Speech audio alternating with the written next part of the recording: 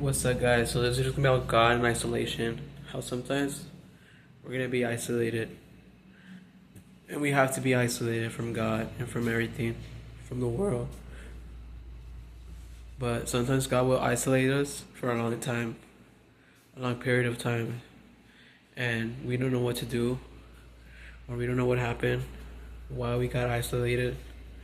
But God sometimes isolates us on purpose for our own growth, so we can grow from isolation. But sometimes it can be a negative thing, being isolated because you're by yourself, you're alone, and you're talking to no one. You have no one to talk to. You're obviously alone and lonely because you're isolated. Maybe you got isolated by yourself. But yes, guys, God and isolation. God wants us in isolation just to grow.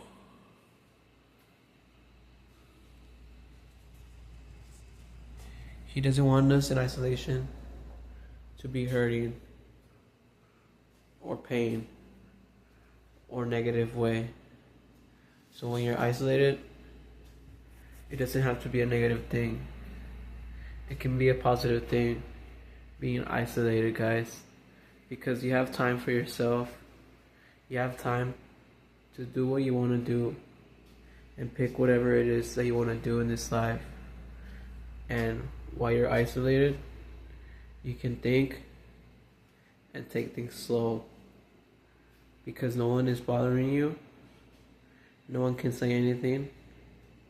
It's only about you being isolated and what you're gonna do while you're isolated.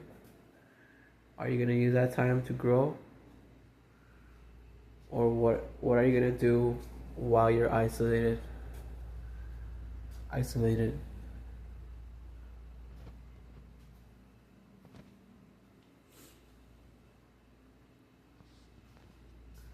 Many of us don't want to be isolated, but we get isolated either way. It happens, and that's okay. But yeah, guys, I just wanted to talk about God and isolation. How God isolates you, and how God doesn't want you to be isolated for a long time, especially if it's negative. But yes, guys, use isolation as a good thing. Use isolation as a time to grow and learn from yourself so you can become better. But yes, guys, this one was about God and isolation. Thank you for watching. If it helped you, please give it a thumbs up, comment, share, and subscribe. And I'll be back with more videos just like this one. Yeah.